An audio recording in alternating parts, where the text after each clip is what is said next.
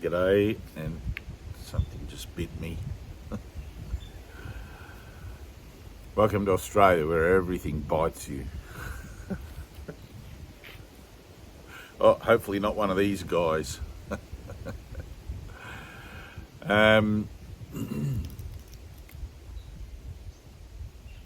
This is about my 10th attempt to make this video, and I keep getting little flashes of light every time I do it. And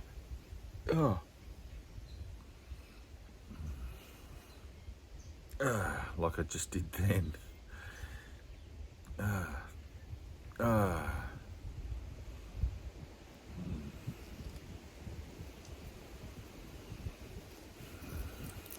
going to persevere with I'm going to persevere with this one. Hopefully I'll post it up if you're watching it now. This was the successful one. Those little flashes of light are an internal occurrence that I can only tell you are well, what you see of it at the other end of the camera with my head moving and seemingly having some kind of spasm is the effort of consciousness to integrate a moment of divine communication, which is communication with the higher mind, opening that channel. And quite often, in fact almost every time, there is a experience of direct light illumination in the mind, and of course the greatest moment of illumination being one's own enlightenment. But the nature of true communication, or the nature of the holy instant, if you're a Course in Miracles student, you'd be familiar with that term, is I think it's referenced in the Course as ongoing flashes of light, or beautiful flashes of light. And eventually you have so many of those flashes of light, you just want the whole thing.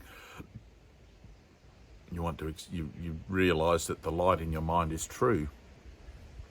Having had the experience of the whole thing first, being a top-down truth first, and then the process through the dark night of the soul, having been someone, or being someone who's had it happen that way and who would not recommend it to you to pursue it that way, I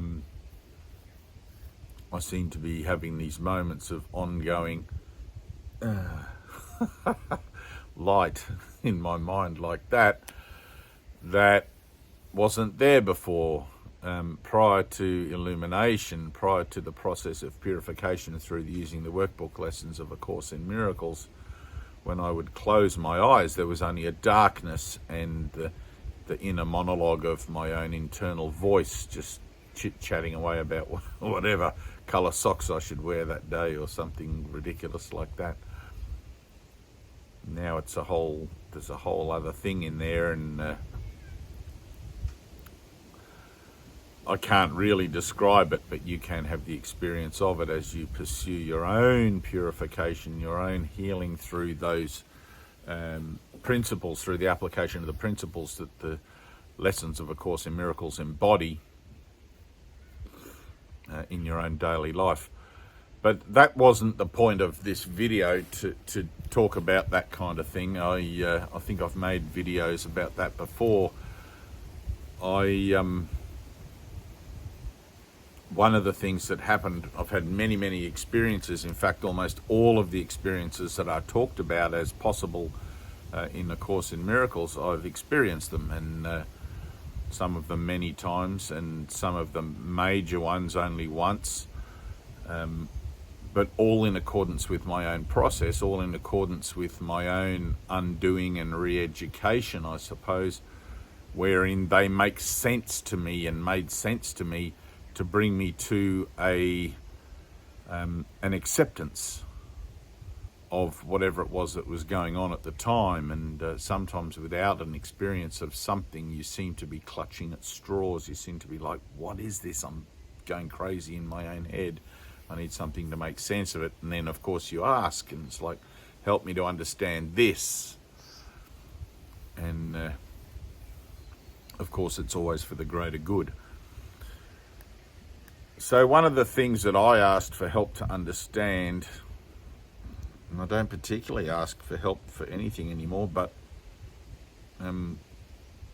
6 or 7 years ago, I had an experience of being contacted by what we would call on Earth extraterrestrials, and beings of a blue nature, much taller than me, probably 7 to 8 feet tall, some of them, translucent, blue, with little points of light throughout the form, throughout the avatar.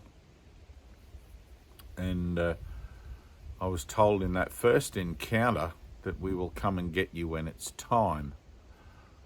Or, and this is where I don't quite remember, we will come and get you when you're ready. And I guess that's both the same thing. It seems to me like it's the same thing.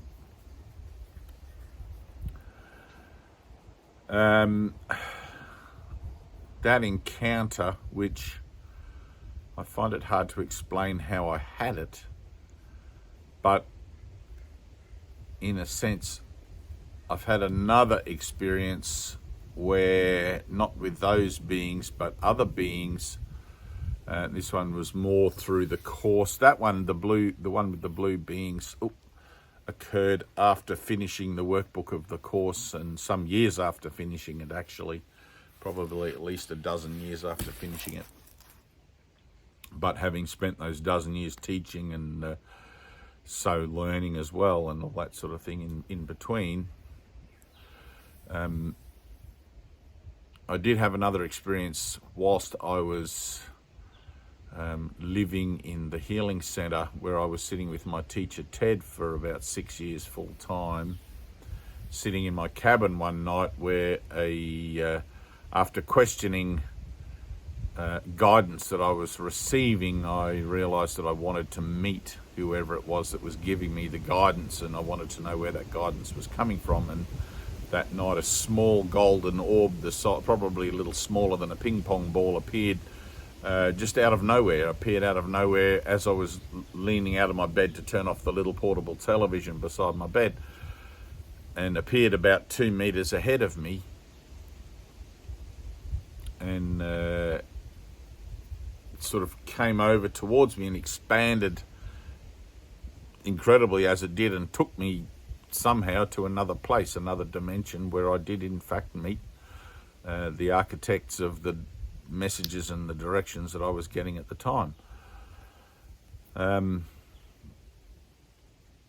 Anyway, back to present day. In recent months, I've had another experience of meeting with the blue people, with one blue people, in fact, who presented to me as, I can only talk about this as like energy, as like a female. There are no genitalia or no distinguishing marks particularly, although a very definite energy. That's all I can say. A very definite sense and feel of a female of the species, who was crouching down, looking at me, and holding with her hands on the shoulders, holding up or standing beside a small, I guess what felt like a male body or avatar of one of their kind. I'm having a little trouble trying to put words to all this, but and I was told telepathically, your new body is ready. When I told my daughter that, she immediately like, Dad, are you going already?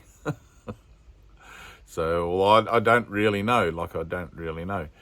But I've been trying to make this video for some time, actually,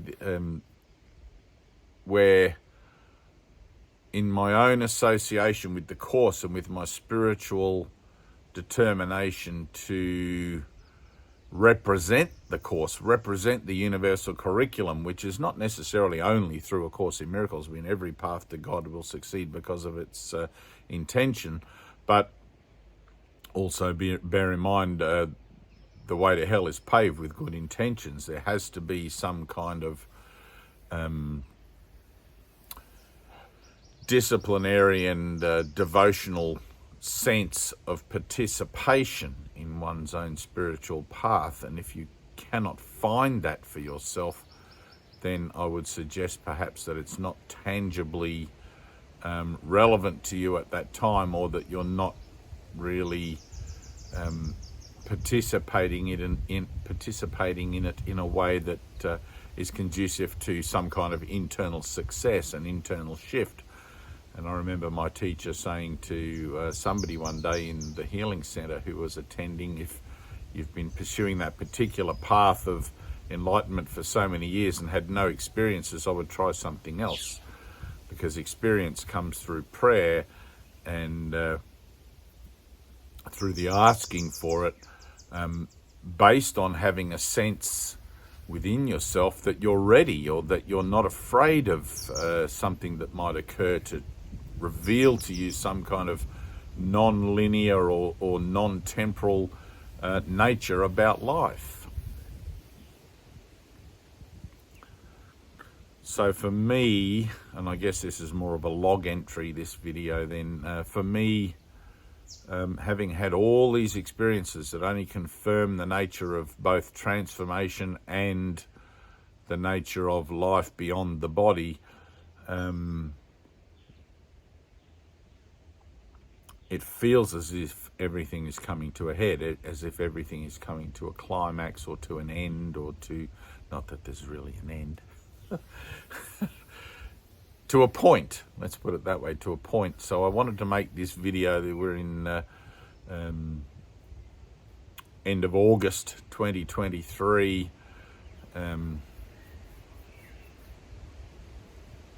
Everything feels good. Everything feels good. I have noticed that I'm having a great, not difficulty, but a lack of internal prompting to make specifically targeted teaching and learning videos, or posting up particularly anything much on my social media account. And it seems to be that I feel now not quite a calling, but almost an obviousness about perhaps entering into some silence, entering into some solitude or reclusive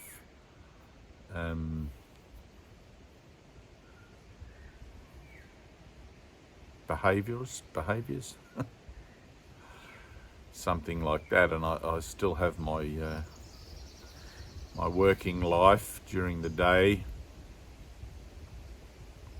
and I very much live alone nowadays in the bush here.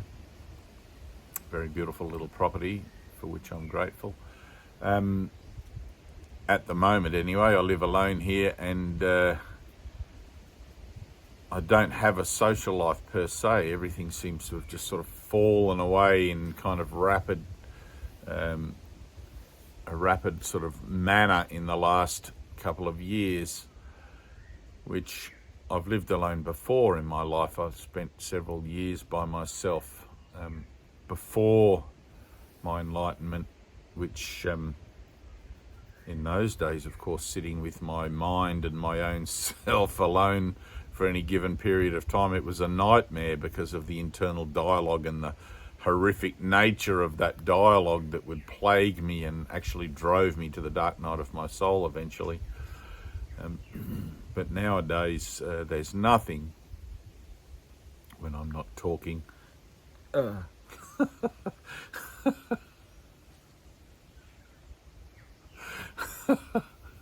There's only a silence and a inevitable entering into a kind of communication with the universe that I don't think many people participate in it particularly.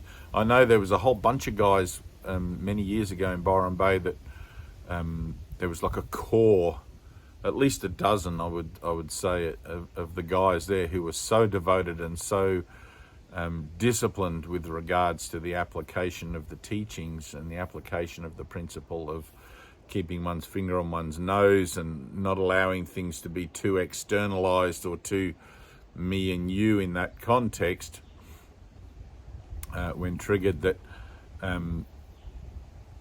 they were also able to enter into those experiences or into what we call light communication, moments of light communication.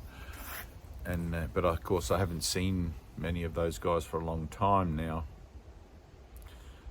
I think we're all scattered around the globe doing what we need to do and representing the divine, however that looks for each of us, which is nice.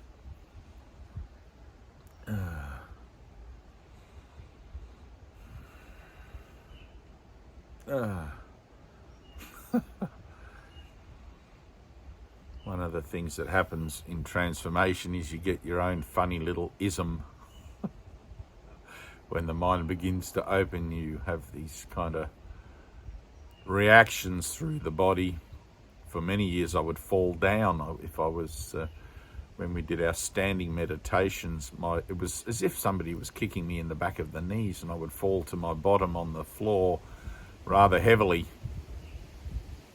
And that would happen at least a dozen times a day, sometimes many more times than that.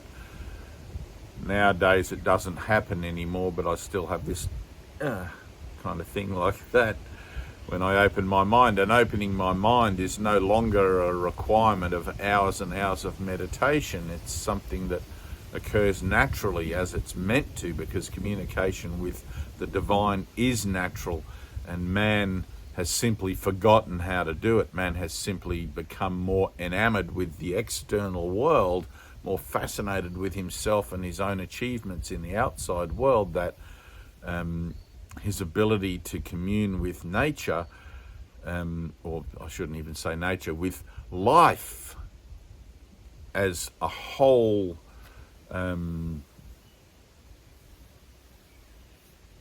expansive, creative expression of self, is something that has been forgotten.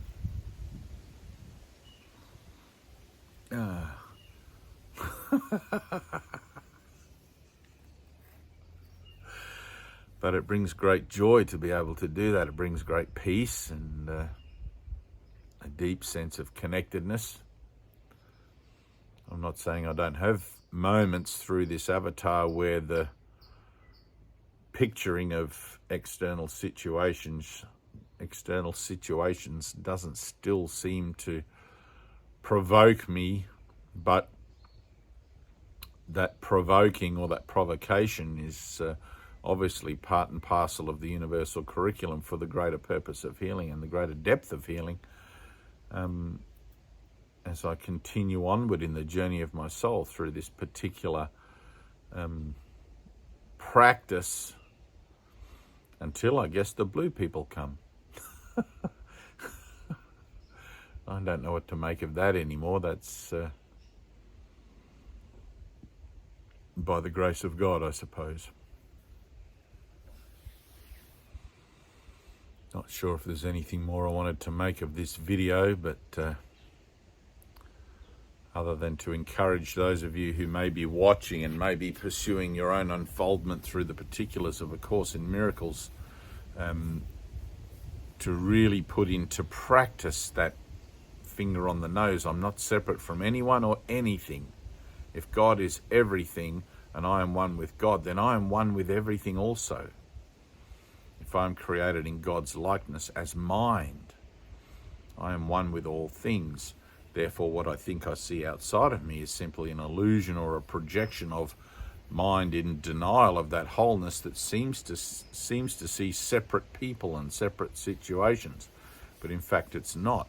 And that's where the sole responsibility of the miracle worker becomes to accept atonement for himself, at one-ment for himself, and bring himself back into a state of oneness on earth as it is in heaven, or in eternity, or in creation, however you want to imagine that to be. The idea of here and now, it's not about learning to stay focused in the present moment. It's deeper than that. It goes into a meditative experience of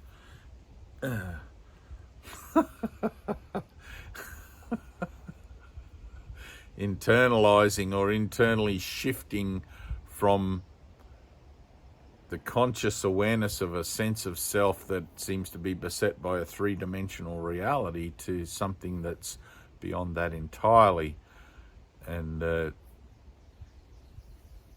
would encourage anyone to persist and to maintain a sense of determination and perseverance in their efforts. Because if it can occur in me, it can also occur in you. There is nothing about me that is different from anything in you.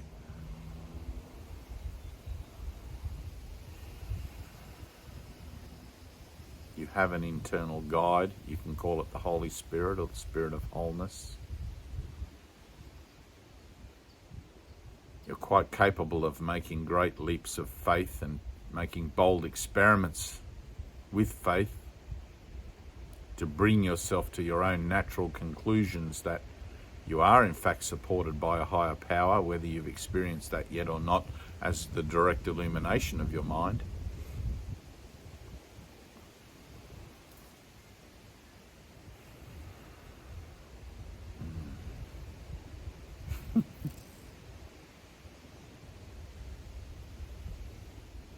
I would encourage you to look openly out at the world and see that there is actually nothing there that you truly want.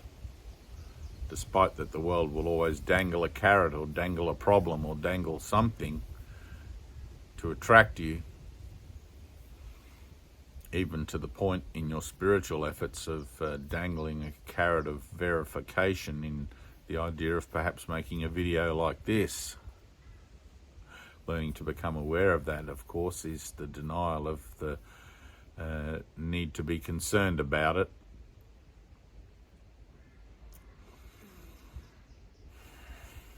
Or not.